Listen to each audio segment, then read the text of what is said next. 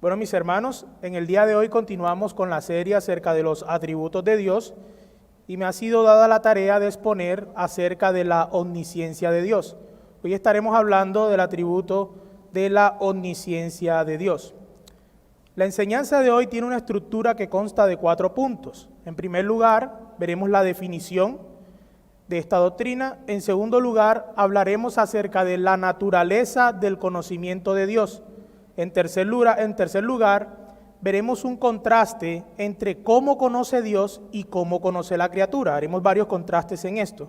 Y por último lugar, veremos aplicaciones prácticas acerca de la omnisciencia de Dios. Entonces, vayamos a nuestro primer punto, que es la definición.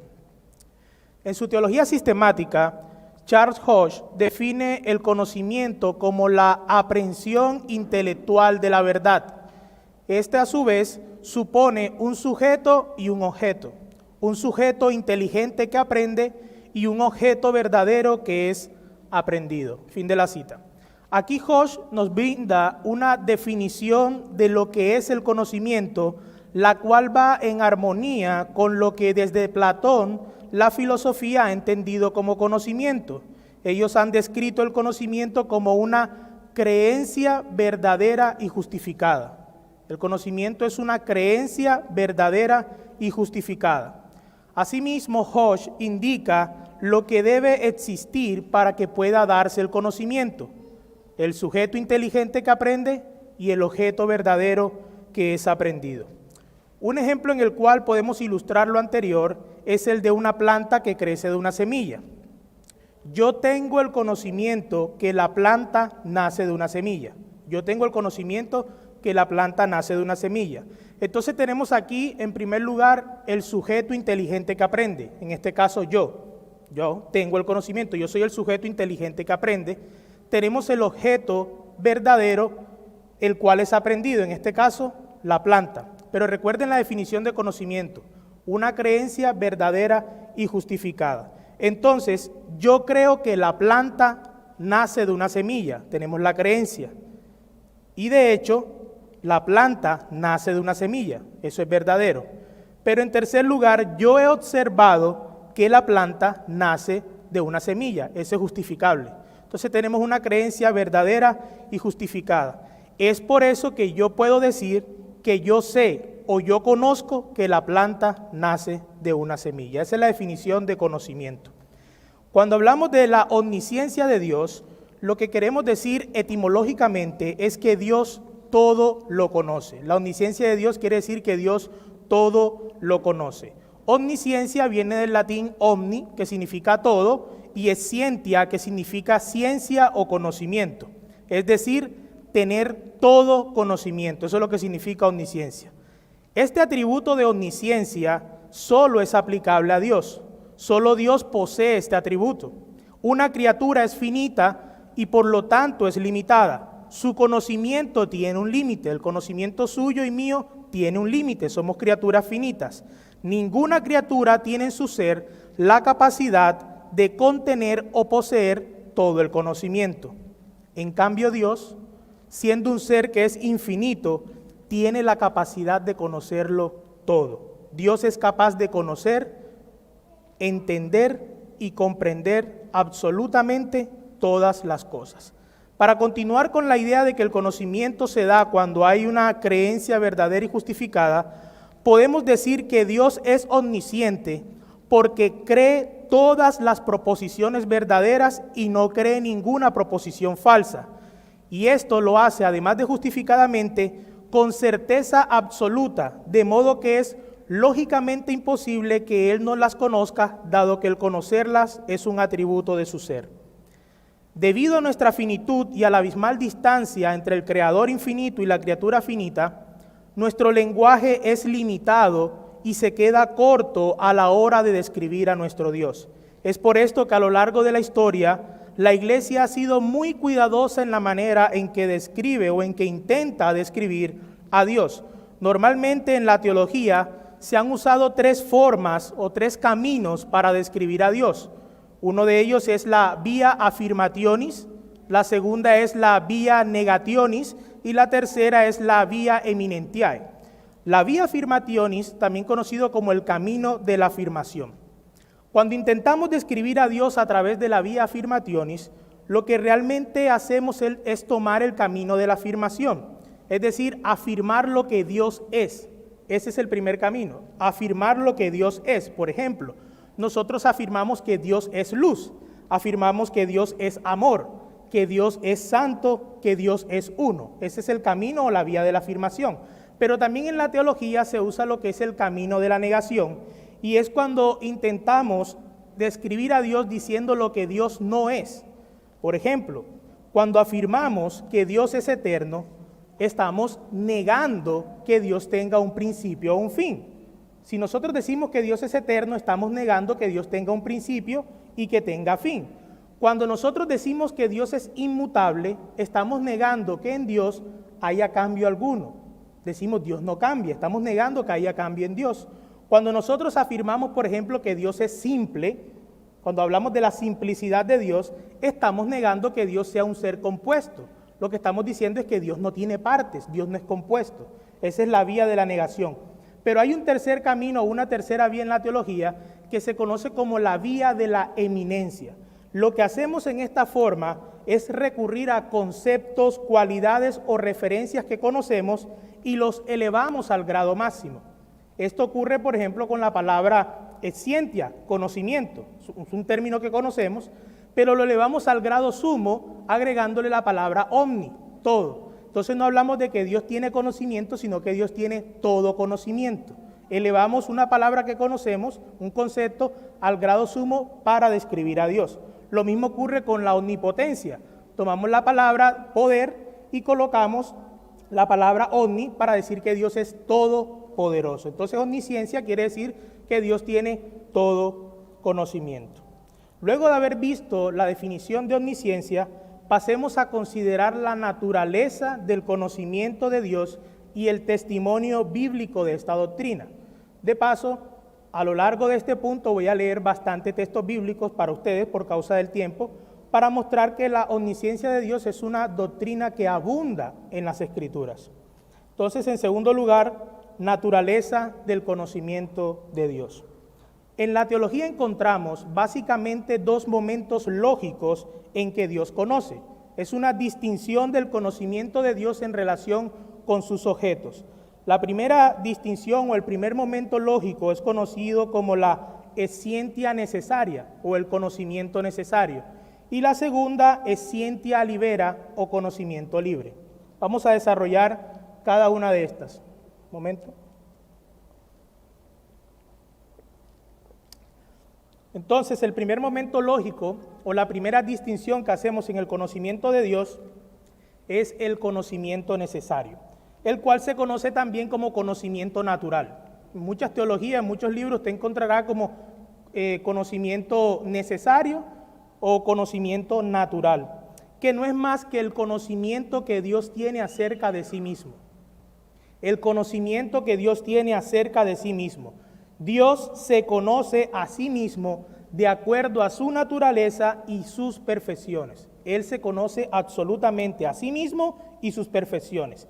Esto podemos apreciarlo en las palabras del apóstol Pablo a los Corintios cuando dice, el Espíritu todo lo escudriña, aún lo profundo de Dios, porque ¿quién de los hombres sabe las cosas del hombre sino el Espíritu del hombre que está en él? Así tampoco nadie conoció las cosas de Dios sino el Espíritu de Dios. En Mateo 11:27 también encontramos esta realidad en las palabras de nuestro Señor Jesús cuando afirma que nadie conoce al Hijo sino el Padre. Y ni el Padre conoce a alguno sino el Hijo. Dios se conoce a sí mismo. Dios se conoce a sí mismo. Eso es lo que queremos decir con conocimiento necesario o conocimiento natural. Y es debido a que Dios se conoce a sí mismo que Él conoce todo lo que es capaz de hacer. Si Dios tiene un conocimiento absoluto de quién es Él, de lo que es Él también conoce lo que es capaz de hacer. Él conoce todos los mundos posibles que pudiera crear, por ejemplo. Hay muchas cosas cosas posibles que Dios podría hacer, pero que en su infinita y sabia voluntad decidió no hacer.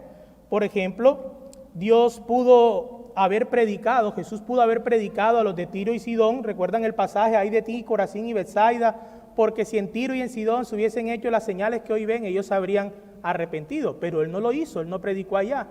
O incluso Dios pudo haber enviado 12 legiones de ángeles para rescatar a Jesús, pero no lo hizo. Era posible, pero no lo hizo. Eso es lo que tiene que ver en cuanto al conocimiento natural. Dios se conoce a sí mismo, conoce sus perfecciones y conoce lo que Él es capaz de hacer. En segundo lugar, está la distinción del conocimiento real. Esta es la segunda distinción, el conocimiento real. Aquí nos vamos a detener más tiempo. El conocimiento libre o real es el conocimiento de su decreto. Recuerde la escuela del domingo pasado que hablamos acerca del decreto de Dios. Bueno, el conocimiento libre o real es el conocimiento de su decreto, de todo lo que realmente sucederá. El Señor que hace conocer todo esto desde tiempos antiguos, Hechos 15, 18. Antes de que ocurrieran, el Señor ya lo conocía. O en Daniel 2:22, por ejemplo, encontramos la siguiente declaración: Él es quien revela lo profundo y lo escondido, conoce lo que está en tinieblas y la luz mora en él. Lo que para nosotros es algo escondido, lo que para nosotros es algo incierto como el futuro, Dios lo conoce. Cosas que existen y las cosas que suceden. Por ejemplo, leemos en Hebreos 4:13, un pasaje conocido: y no hay cosa creada oculta a su vista, sino que todas las cosas están al descubierto y desnudas ante los ojos de aquel a quien tenemos que dar cuenta. Cuando hablé de mundos posibles ahorita, entiéndase mundos posibles no como planetas posibles. Muchos de pronto, Dios pudo crear unos planetas posibles. No, con mundos posibles nos referimos a realidades posibles, ¿sí? Realidades posibles. Entonces, en este conocimiento vemos que Dios conoce lo pasado, lo presente y lo futuro. Entonces, Dios conoce lo que sucede. La Escritura muchas veces describe a Dios como observando desde el cielo, ¿sí? Recuerden que la Escritura, en todos los atributos, pero en este caso de la omnisciencia, vamos a encontrar dos clases de versículos o afirmaciones. Una a través de la manera explícita, donde se nos dirá Dios lo conoce todo, eso es explícito, pero muchas veces la Escritura usará un lenguaje metafórico para darnos también a entender que Dios lo conoce todo. Por ejemplo, los ojos de Dios recorren toda la tierra. No es que literalmente hay dos ojos recorriendo la tierra, sino que es una metáfora para decirnos Dios lo ve, Dios lo conoce todo, ¿sí? Entonces, en Job capítulo 28, versículo 24, encontramos: porque Él contempla los confines de la tierra y ve todo bajo los cielos. Esta no es una simple visión general, como si Dios conociera de manera general que hay una creación. No, sino que la Escritura nos muestra que este conocimiento es detallado. En el mismo libro de Job, en el capítulo 31, vemos una pregunta que se formula y es: ¿no ve Él mis caminos y cuenta todos mis pasos? La respuesta a esta pregunta es obvia. Dios ve y cuenta los pasos de Job, y no solo los de Job, sino los de todos los seres humanos. Y ahí mismo en Job, capítulo 34, vemos: porque sus ojos observan los caminos del hombre, y Él ve todos sus pasos. Una metáfora también que describe el conocimiento de Dios sobre todo lo que ocurre, la encontramos en Proverbios capítulo 15, versículo 3, que dice: en todo lugar están los ojos del Señor, observando a los malos y a los buenos. Dios lo ve todo. Es una forma de decir Dios lo conoce todo. Él conoce todo lo que sucede. Lo que ocurre en tiempo real, Dios lo conoce. Pero Dios no solamente ve las cosas externas, como vemos nosotros los hombres, sino que Dios también conoce los secretos del corazón. Dios conoce los secretos del corazón. Esta es una característica de su omnisciencia. Dios no solo conoce las cosas que suceden y no solo ve las acciones que comete el hombre de manera externa, sino que Él ve más allá. Él ve en el fondo de nuestros corazones. Dios conoce plena y totalmente los pensamientos del hombre. Recordemos las palabras de David a su hijo Salomón en Primera de Crónicas, capítulo 28, 9, donde dice: en cuanto a ti, Salomón, hijo mío, reconoce al Dios de tu padre y sírvele de todo corazón y con ánimo dispuesto. ¿Por qué? Dice: porque el Señor escudriña todos los corazones y entiende todo intento de los pensamientos. Cuando la Escritura señala al corazón del hombre, lo hace refiriéndose al centro de la personalidad humana, es decir, la esencia misma de la persona. Cuando la Escritura habla acerca del corazón del hombre, se está refiriendo a la esencia misma de la persona. Dios conoce de manera perfecta nuestra esencia, lo que somos, lo que pensamos, nuestras intenciones, cuál es nuestra motivación, cuáles son nuestros deseos, nuestros secretos más íntimos, Dios los conoce. Es una característica de su omnisciencia. En el Salmo 44, versículo del 20 al 21, encontramos: si nos hubiéramos olvidado del nombre de nuestro Dios o extendido nuestras manos a un Dios extraño, ¿no se habría dado cuenta Dios de esto? Pues Él conoce los secretos del corazón. Muchas veces nosotros podemos aparentar una falsa piedad o una falsa religión. Podemos mostrarle a nuestros hermanos que somos muy religiosos y que de verdad amamos al Señor. Pero Dios no puede ser engañado. Dios no puede ser burlado. Él mira el corazón. Dios conoce los secretos que hay en nosotros. No hay forma de que Él pueda ser engañado. Él mira y conoce nuestros corazones.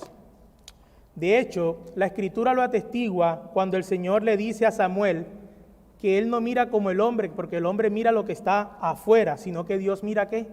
El corazón. ¿Recuerdan el pasaje? Cuando Dios le dice a Samuel, no mires como el hombre mira lo que está afuera, yo miro el corazón. Samuel estaba viendo los otros hijos de Isaí, bueno, este es grande, este es fuerte, este es guerrero, este puede ser el rey, este puede ser el sucesor de Saúl. Pero Dios no miraba eso, sino que miraba el corazón, una lección que le dio a Samuel y es una lección para nosotros en el día de hoy. Nuestro corazón, que es tan engañoso que ni siquiera nosotros mismos podemos conocerlo. Nuestro corazón, que es tan engañoso que en la Escritura se pregunta, ¿quién lo conocerá? Nosotros no somos capaces de conocer nuestro propio corazón y solo la Escritura responde quién es aquel que conoce el corazón del hombre. Yo, el Señor, escudriño el corazón, pruebo los pensamientos para dar a cada uno según sus caminos, según el fruto de sus obras. Lo más engañoso que existe, que es el corazón humano, y que ninguno de nosotros puede conocer, ni siquiera el propio corazón de uno, Dios lo conoce de manera perfecta. Nuestro Dios omnisciente conoce cada uno de nuestros más escondidos pensamientos. Para Él no hay nada secreto. Todo lo que sucede en el universo, incluyendo nuestros pensamientos e intenciones del corazón, Dios las conoce. Todas las cosas, y eso incluye los pensamientos y nuestros secretos, están desnudas delante de Él. Entonces, Dios conoce lo que sucede. Dios no solo conoce lo externo, sino que también conoce lo secreto, nuestros corazones.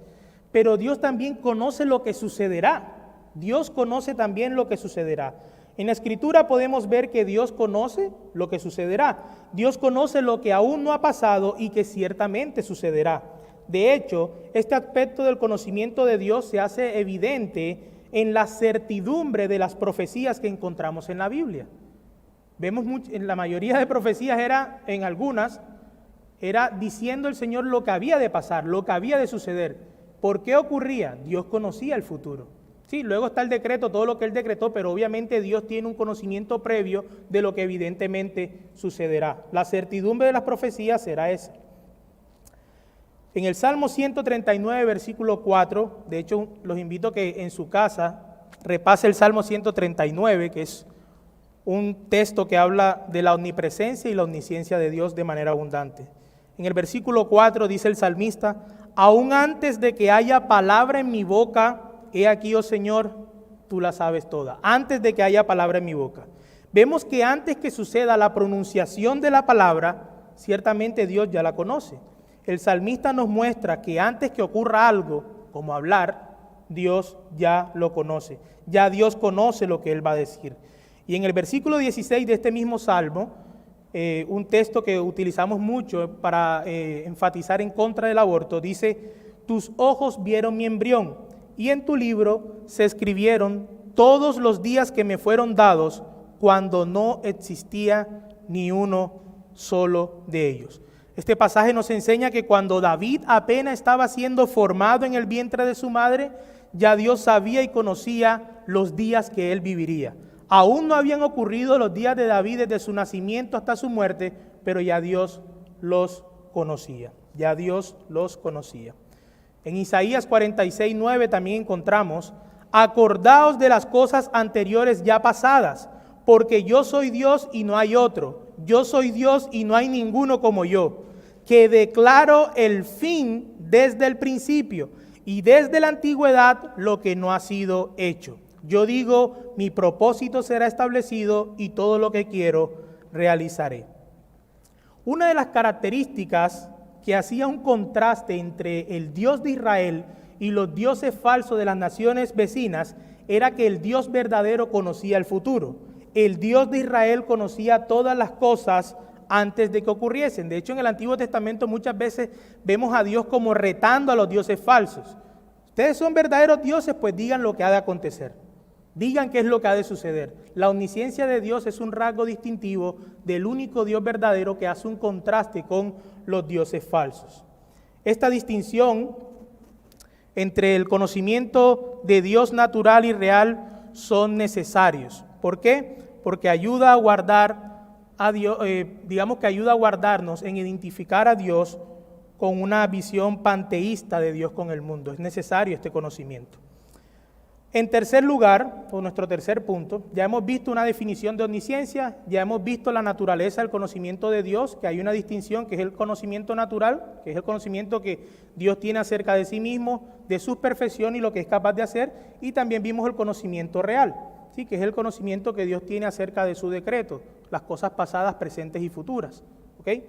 Ahora, en tercer lugar, vamos a hacer un contraste, unas comparaciones entre cómo conoce Dios y cómo conoce el hombre. En este punto vamos a realizar varios contrastes entre la forma en que Dios conoce y en la que la criatura conoce. La idea de esta sesión es que en nuestras mentes quede claro que la cantidad de conocimiento no es la única diferencia entre el conocimiento de Dios y el nuestro. Algunos pueden llegar a pensar, bueno, la omnisciencia de Dios significa que yo conozco y Dios conoce más que yo. Eso no es solo la distinción o la diferencia de la omnisciencia de Dios y el conocimiento nuestro, sino que el conocimiento de Dios supera nuestro conocimiento, ya que el conocimiento de Dios es de un tipo muchísimo más elevado que el nuestro, y esto lo vamos a ver a través de varios contrastes. En primer lugar, el conocimiento de Dios es infinito y el nuestro es finito. Como dije al principio, nuestro conocimiento es limitado debido a que nosotros somos criaturas finitas, pero Dios, al ser un ser infinito, su conocimiento no tiene limitación. Él lo conoce todo. El Salmo 146, versículo 4 y 6 proclama su espíritu, refiriéndose al hombre, su espíritu exhala, él vuelve a la tierra, en ese mismo día perecen sus pensamientos. Es decir, el conocimiento nuestro tiene un límite, perece también, pero dice, bienaventurado aquel cuya ayuda es el Dios de Jacob, cuya esperanza está en el Señor su Dios, que hizo los cielos y la tierra, el mar y todo lo que en ellos hay, que guarda la verdad para siempre. Dios guarda la verdad para siempre. Su conocimiento es infinito, el de nosotros es finito. Ese es el primer contraste. El segundo contraste es que nuestro conocimiento es progresivo y puede crecer. El de Dios no. El conocimiento de nosotros es progresivo y puede crecer, el de Dios no. Mientras que para nosotros el aprender, cada vez que aprendemos más, sería una virtud, ¿cierto? Para nosotros el conocer, el aprender es una virtud. En Dios, el hecho de que Él pudiese aprender algo nuevo no sería una virtud, sino un defecto. ¿Por qué? Porque querría decir que Dios no lo conoce todo.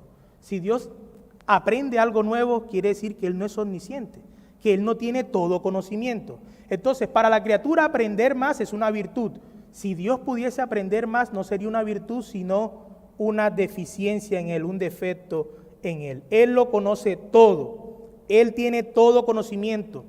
Y quiero que esto quede claro, Dios no puede aprender nada, ya Dios lo sabe todo, es imposible que Dios pueda aprender algo nuevo. El apóstol Pablo en Romanos 11:33 dice, oh profundidad de las riquezas y de la sabiduría y del conocimiento de Dios, cuán insondables son sus juicios e inescrutables sus caminos, pues ¿quién ha conocido la mente del Señor o quién llegó a ser su consejero? ¿Quién ha podido darle consejo al Señor si ya Él lo conoce todo? Vemos unas palabras parecidas en el libro del profeta Isaías, capítulo 40, en los versos 13 y 14, dice, ¿quién guió el Espíritu del Señor o como consejero suyo le enseñó? ¿A quién pidió consejo y quién le dio entendimiento? ¿Quién le instruyó en la senda de la justicia, le enseñó conocimiento y le mostró el camino de la inteligencia?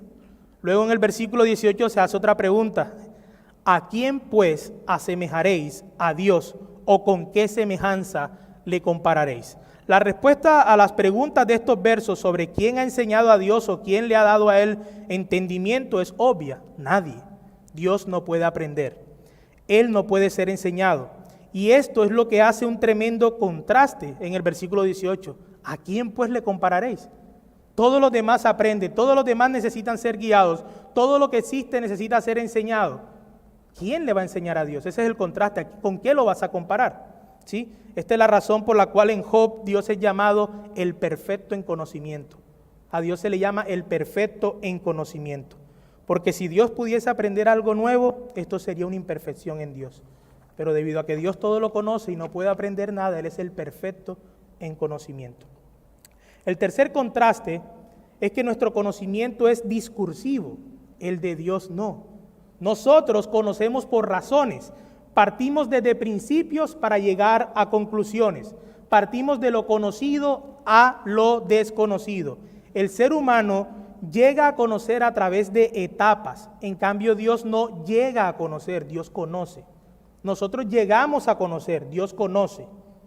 Dios no llega a conocer, Dios sabe, Dios no llega a saber. Ese es un contraste entre el conocimiento de Él y nosotros. Dios simplemente conoce de manera única, inmutable, infinita y eterna. Dios conoce las cosas en su esencia siempre. Él conoce desde adentro, mientras que nosotros conocemos desde afuera y a través de rodeos es que vamos llegando a la esencia de las cosas. Dios conoce las cosas desde adentro, en su esencia. Nosotros conocemos de manera parcial, Dios conoce de manera inmediata. Dios conoce de manera inmediata el núcleo o la esencia de todas las cosas. El teólogo holandés y uno de los máximos representantes de la teología de Princeton, Gerard Dubos, refiriéndose acerca del conocimiento de Dios, afirmó que éste sucede desde el ser de Dios hacia afuera. En nuestro caso, el concepto de las cosas debe penetrar primeramente nuestra capacidad cognitiva desde fuera de nosotros. Dios conoce las cosas desde dentro de sí mismo hacia afuera, ya que las cosas, tanto las posibles como las reales, vienen determinadas por su naturaleza y tienen su origen en su decreto eterno. Fin de la cita. El cuarto contraste que vemos entre el conocimiento de Dios y el nuestro es que el conocimiento de nosotros es dependiente, el de Dios no. Mientras que nuestro conocimiento ciertamente depende de muchas cosas externas, el de Dios no. El conocimiento de Dios es independiente de la criatura y de cualquier cosa externa. Recordemos que Dios tiene aceidad, Él es independiente, no necesita ni depende de nada. Y esto también es cierto para su conocimiento. En su obra Dogmática Reformada, Herman Bavinck dice lo siguiente, y cito: Él es autoexistente y no puede depender en su conciencia y conocimiento en o ser determinado por algo fuera de sí mismo. Esta independencia absoluta de su conocimiento es un colorario o una implicación de su aceidad. Continúa afirmando Bavinck que Dios conoce todas las cosas en y de y por sí mismo. Por esa razón su conocimiento es indiviso, simple, inmutable y eterno. Fin de la cita. Entonces, por cuanto el ser de Dios tiene aceidad, es decir, es independiente y no necesita de nada, no depende de nada, obviamente sus atributos también contienen aceidad. Su omnisciencia, el conocimiento de Dios no depende ni necesita de nada externo a Él. Él tiene aceidad. Mientras que el hombre olvida y necesita ser recordado. ¿Por qué se llama recordar? Porque necesitamos, hubo algo que conocíamos que olvidamos y entonces se recuerda, se trae nuevamente a memoria. Dios no necesita ser recordado porque Dios no puede olvidar. Dios nunca olvida.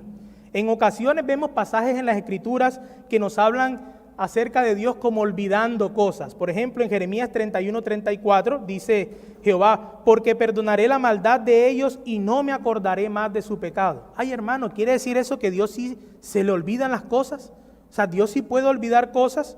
Bueno, lo que tendríamos que decir con respecto a este pasaje es que la enseñanza de este texto no es decirnos que Dios borra conocimiento en su ser, sino que más bien nos muestra las grandes implicaciones o el gran efecto del perdón de Dios, en el cual Dios no toma en cuenta nuestro pecado tal como si lo olvidase. O sea, el efecto del perdón de Dios es tan grande que no toma en cuenta nuestro pecado como si lo olvidase, pero no quiere decir que Dios suprime o elimina en conocimiento. Una visión más profunda acerca de la omnisciencia de Dios debe llevarnos a una humillación más profunda. Ese debe ser el efecto natural cuando estudiamos la omnisciencia de Dios, si es que realmente hemos entendido la doctrina. Cada vez que el globo del orgullo quiere inflarse en nuestras vidas, que el meditar en la doctrina de la omnisciencia de Dios sea ese alfiler que desinfle nuestro orgullo. En segundo lugar, o la segunda aplicación, es que el conocimiento de Dios debe llevarnos a la doxología. Nuestras vidas, sobrecogidas por el asombro del conocimiento de nuestro Dios, deben estallar en alabanzas al único y sabio Dios. Cada vez que meditemos en esta doctrina, debemos, junto al salmista, decir: cuán preciosos son también para mí, oh Dios, tus pensamientos, cuán grande es la suma de ellos. La tercera aplicación es que, por las dos razones que he mencionado ahora mismo, es que debemos hacer de nuestro estudio de esta doctrina una práctica en nuestra vida y no algo opcional o algo que estudiamos cada vez que en nuestra iglesia local se va a hablar acerca de los... Hagamos de esto una práctica en nuestra vida. Busquemos crecer cada vez más en el conocimiento de nuestro Señor. Tengamos presentes las palabras de nuestro Dios registradas en el profeta Oseas cuando dice: mi pueblo es destruido por falta de conocimiento. Y cuando dice: por cuanto tú has rechazado el conocimiento, yo también te rechazaré. Por cuanto tú has rechazado mi conocimiento, yo también te rechazaré. Y luego, 2 capítulos más adelante, en el mismo libro del profeta Oseas, el Señor advierte: porque más me deleito en la lealtad que en el sacrificio, y más en el conocimiento de Dios que en holocaustos. En cuarto lugar, confía. Confía en el conocimiento de nuestro Dios. Cuando nos encontremos en situaciones donde no podamos entender los caminos de nuestro Dios, confía. Confía teniendo la certeza de que Dios en su infinita sabiduría está obrando en medio de todas estas cosas para nuestro bien. Él no te ha olvidado. Dios no puede olvidar. No creas a la mentira de Satanás que Dios te ha olvidado. No compres esa mentira. Dios te conoce completamente. Dios conoce tu dolor. Dios conoce tu aflicción. Dios conoce las lágrimas que derramas en la intimidad. Todo lo conoce. Él te ve, espera y confía en el Señor, sabiendo que obrará todo conforme a su sabia y perfecta voluntad. En quinto lugar, o la quinta aplicación que quiero darles en el día de hoy es: vivamos corandeo. Vivamos conscientes de que vivimos, somos y nos movemos delante de la presencia de un Dios santo y omnisciente. R.C. Sproul decía: vivir corandeo es vivir toda la vida en la presencia de Dios, bajo la autoridad de Dios, para la gloria de Dios. Esta es la esencia de la vida cristiana. Si somos cristianos, debemos tener siempre presente que todas las acciones, pensamientos, motivaciones y secretos están a la luz de la presencia de nuestro Dios. Es por esto que el saber que Dios nos ve, que Dios nos conoce, debe llevarnos a ser más íntegros, a vivir más piadosamente, a vivir con un temor reverente. Y la última aplicación, quiero dirigirme a las personas que están sin Cristo en este momento. La omnisciencia de Dios nos enseña que el juicio de Dios en el día final será ciertamente justo. En el día final, en el juicio de Dios, será un juicio verdaderamente justo. ¿Por qué? Porque la labor correcta de todo juez antes de dar un veredicto es primero conocer los hechos que ocurrieron a través de las evidencias que se le muestran, ¿sí? El día del juicio, ninguna evidencia estará encubierta delante de Dios. El día del juicio no habrá ninguna evidencia oculta ante su tribunal. No importa las excusas que estés dando ahora o las justificaciones para la vida sin Dios que llevas. Dios conoce realmente tu pecado. Es por esto que mi invitación es que vengas a Cristo en arrepentimiento y fe en este mismo instante y solo así podrá ser salvo en el día de juicio. Entonces, en el día de hoy hablamos acerca de la omnipresencia, vimos la definición, la naturaleza del conocimiento de Dios, hicimos varios contrastes entre la manera en que Dios conoce y conocemos nosotros y pues vimos unas aplicaciones prácticas para nuestra vida cristiana.